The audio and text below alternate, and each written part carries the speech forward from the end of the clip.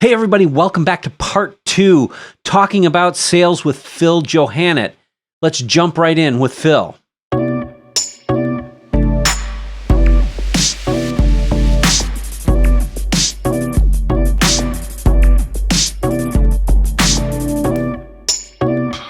I don't know why anybody goes into management, man. That just seems crazy to me. But so tell me what your thoughts are around that. So I have been fortunate enough to do both, right?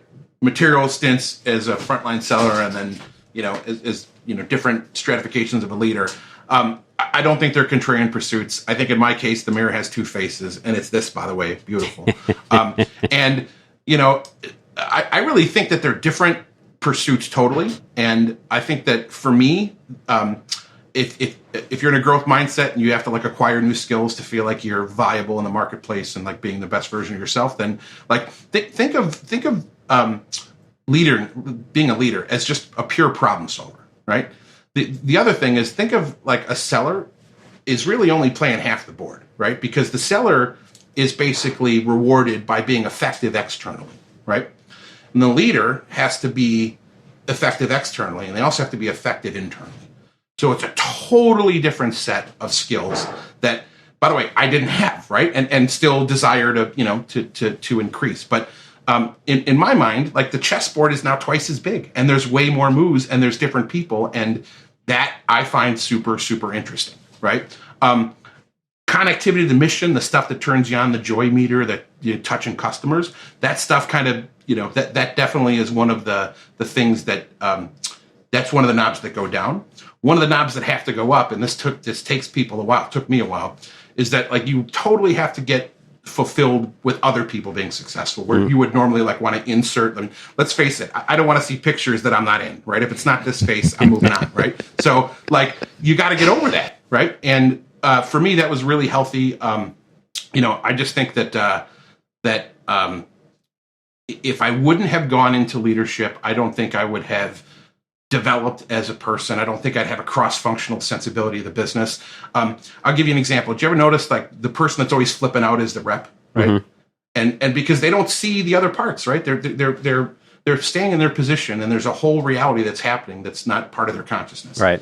And I feel like being a leader turned the light on in the room, right? Like I have to do things and have capabilities that a seller wouldn't have afforded me. And I'd rather have both. But, I'll leave you with this. I am a seller in a leadership position as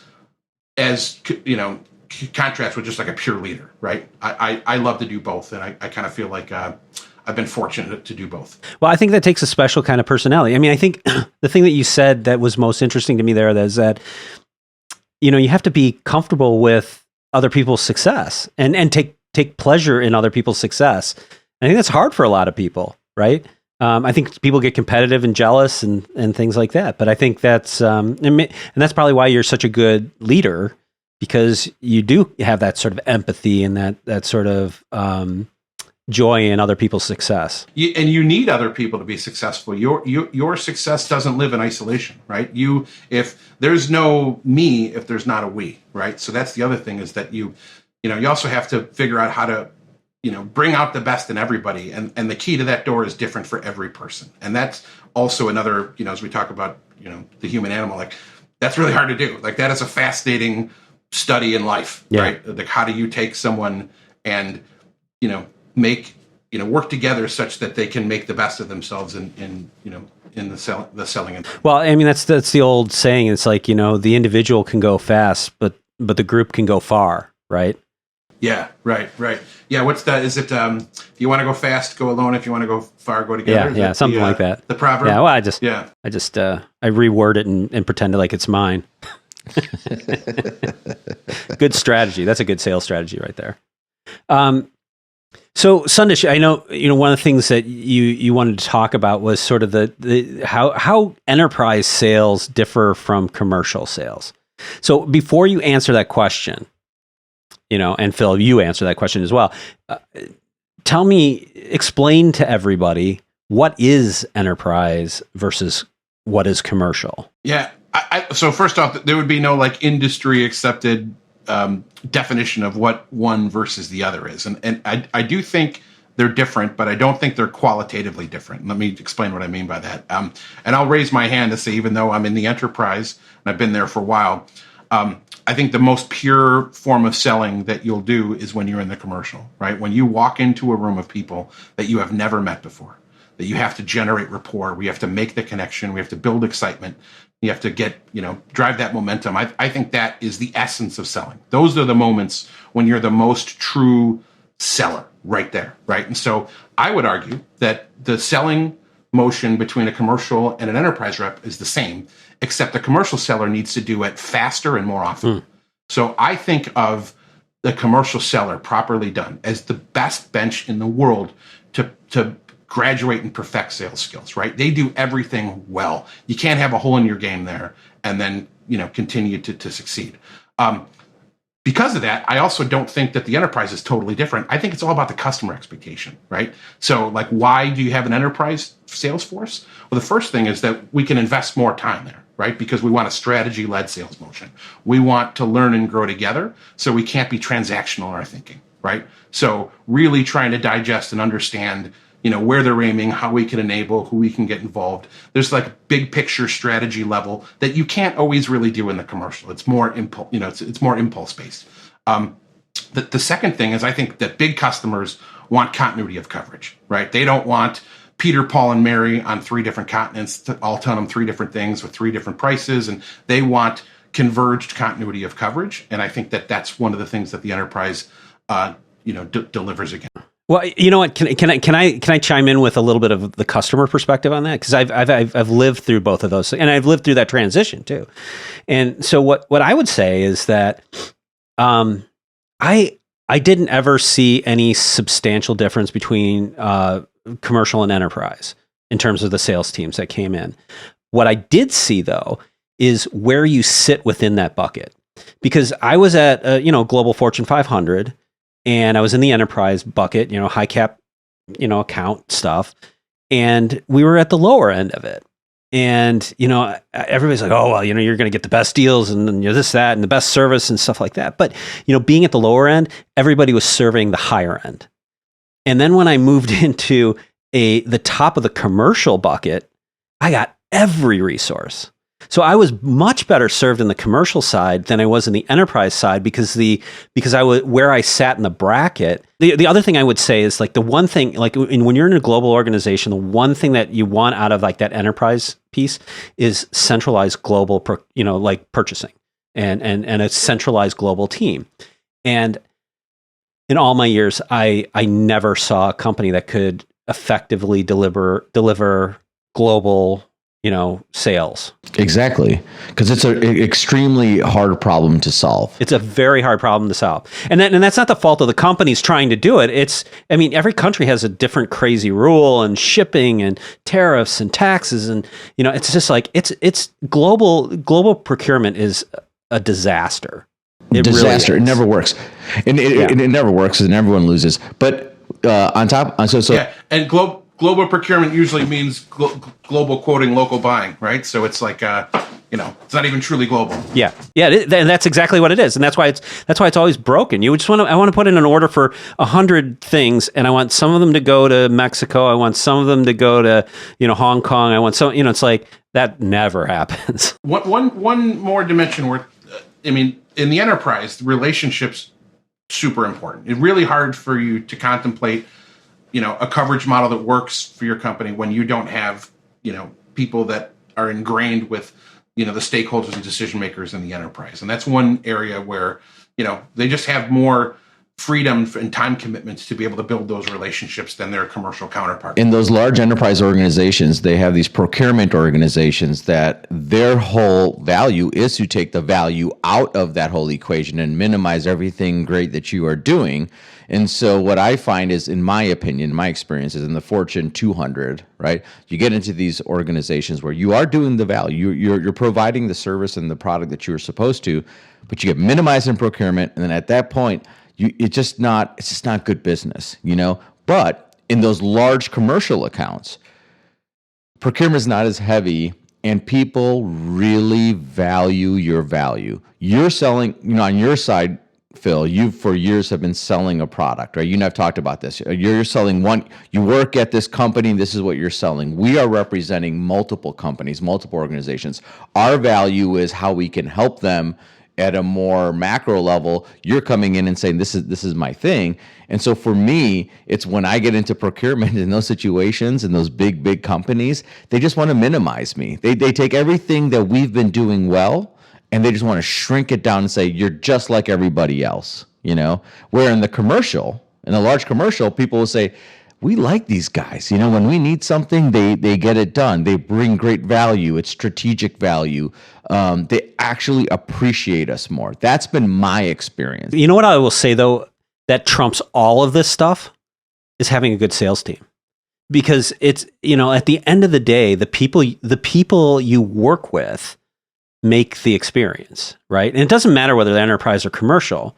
I mean, a good salesperson, a good sales team, it doesn't matter. That's who makes it all work. Yeah, right? I mean, and if you have look at Phil, Chris. Remember the first meeting you had with Phil? He killed it, right? Like it was almost like, take the mic, drop it, but there's it's not just the value, it's the sensitivity. He truly cares. You get all of those parts of it, it's for Phil. I know it's not about the deal. It's about the customer experience and him doing the right thing and making sure that his company is represented well. And if it's not a good fit, to be the first guy to say, hey, you know what? We're not a good fit here, right? And like Phil, you are that. I mean, I would imagine, and this is why I say it's like the sales team is more important, because I would imagine if you were my sales guy when I was in that enterprise, the lower end of the enterprise account, you would take care of me as well as you would take care of the top guy in that bracket, right? And that's why I'm saying it's like that's why, and it comes back to your point of culture. Because that's a culture thing, right? Hiring the right people, having the right people there who do the right thing, who care, who give a shit about everybody across the spectrum of where they're selling and do the right thing and take care of the people. I think that's the thing that's most important. Do the right thing when nobody's looking. I actually have a story on how that, like a good karma, like where the one story where like the universe is a just and reasonable place. But I had a client of mine that I worked with that went to another company, was handled by somebody else, and that somebody else was kind of not the person that we would wanted them to be in terms of engaging with the customer, and so lots of their requests had fallen on deaf ears and blah blah blah. So this individual called me up. I was in a peer relationship with the person that covered the account in question. And he just kept on calling me up, and I'd pick him up in the first ring. And he's like, "Hey, I know you're not my rep. I know you're not my rep. I know you're not my rep." This went on for like 2 years of just like, "I know you're not my rep." And then he left the company, and he went to a new company. And I walked into a relationship where I had more equity than I ever thought, just because, as Sundar said, right? He needed help. Somebody had to help him, right? We all get paid twice a month, and that boomerang back times 10. Yeah. Right. And it was a really good reminder that, like, by the way, the good things you do today, you don't know when they're coming back at you, but they're coming back at you. Absolutely. Right? And, the opposite is also true. Yeah. Well, and that's Sundar, you always talk about Tom Mendoza, and that's sort of his thing, right? If somebody wants to talk to you, go talk to them. Right. Because you don't know where they're going to be. Right? You don't know what they're going to buy later, and what they're going to do. Right? From the cultural part of it, I think that's it. Right? Is that we need to all be part of the culture. That each person matters, and what we do and how we act does matter. And when you get that kind of culture, man, that is your competitive advantage. Getting back to the leadership point, I think that's the most important thing a leader can do. If everybody understands what the culture is, everybody understands the vision of the company, everybody can march in the right direction with the right attitude, and you got to bring good leaders in like Phil to make that happen. All right. So Phil, one of the things that we haven't talked about yet is we sort of mentioned it a little bit earlier about sort of the changing nature of sales, but how have you seen sales change? I mean, not just in COVID, the era of COVID, but across the industry, over the last few years. Yeah, I think there's been major tectonic shifts in how professional selling has has kind of unfolded in the time that I've been in the business. I'll say categorically that I recommend it to a friend. I think it's still a great pursuit. But if I think of like the difference between the selling environment when I joined the business in the late 90s versus today in 2020, I think there's a few things that always stick out for me. The first is I think that organizations have defaulted to overcapacity in the selling system, which is a culture killer. And you can see this clearly in the level of participation that is in sales today, which used to be very, very high, right? Making your numbers, so to speak, wasn't regarded as a heroic outcome, right? It was one of the things that basically, were kind of expected for your employees. So I see participation rates that are very, very low. So I think overcapacity is one thing that I've seen, and I think it's for this reason. I think that sales is like the bronze medal now at the Olympics. I think that from Silicon Valley innovative companies that are hyper growth, I think that finance is number one. I think that most Valley companies are finance led. I think engineering becomes number two, which didn't, the product folks when I entered the business weren't the rock stars in the room, and they've become that, right?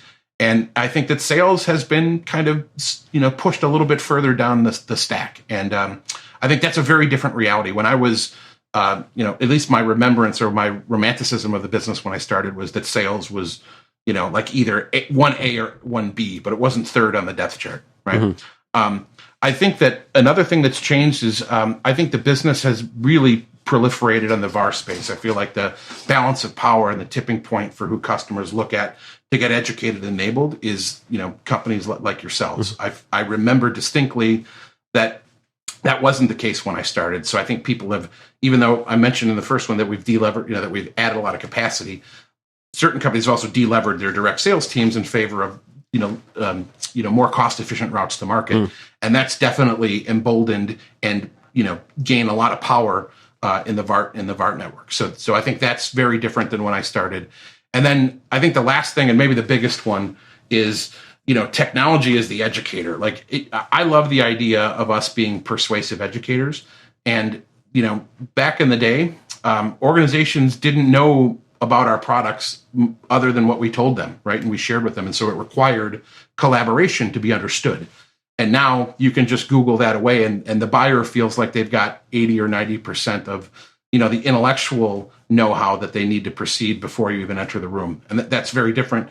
That is, harder for you to be able to impart your value when when the customer believes that they're a step ahead of you. I think you mentioned that shift from the vendor to the VAR, and one of the things for me is that, like, I would have vendors, like Dell used to do this all the time, drove me nuts. I get like one guy there that I was working with that was good, and then after a year they switch them out just because they do that every year, and it's like there's no continuity with that vendor, right? So like that's why the VAR, like there was more continuity in the VAR space, I think, than there has been in the vendor space, and I think that's even worse today because the pace at which technology is going and how fast products are coming to market and new products are coming to market and the flavor of everything changes, that you have a lot more shifting around of people in that space, right? Whereas sort of the VAR to some extent can become the consistent, although the VAR is struggling with that too, I think. When you start to look at businesses in terms of like a finance, engineering, and then sales principle,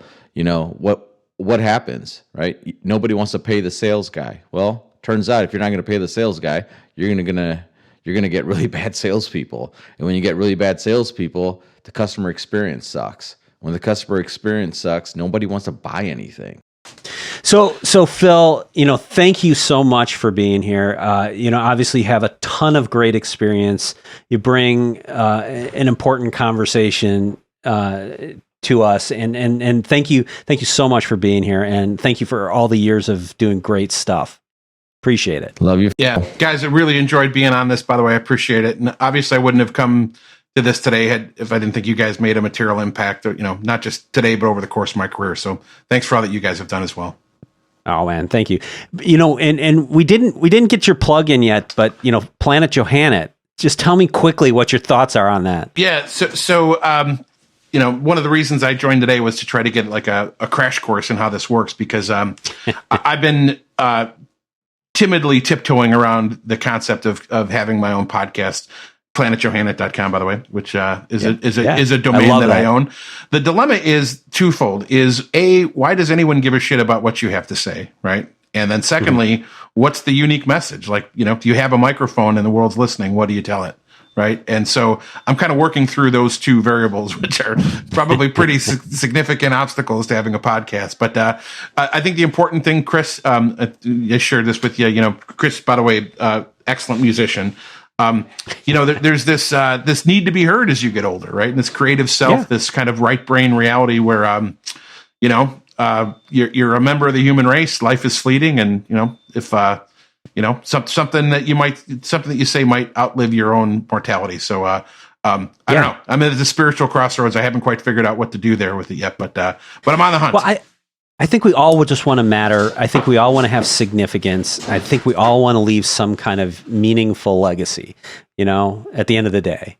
And, this is a great forum to try to do that. And I think, Phil, personally, I think you've left a good mark. So, I can't wait to hear what Planet Johanet's going to be. Yeah, it's going to be, by the way, it's going to be some amalgamation of, life affirming, right? Work, music, food, travel, family, right? And dog. Never forget the dog, by the way. But I just don't know. I have a URL. I have no product to offer you, but I'm working on it.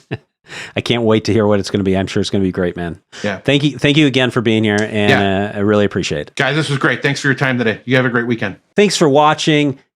If you like what you saw, hit the like button, hit the subscribe button, and click that bell icon for notifications when we post new content. And I will see you in the next video.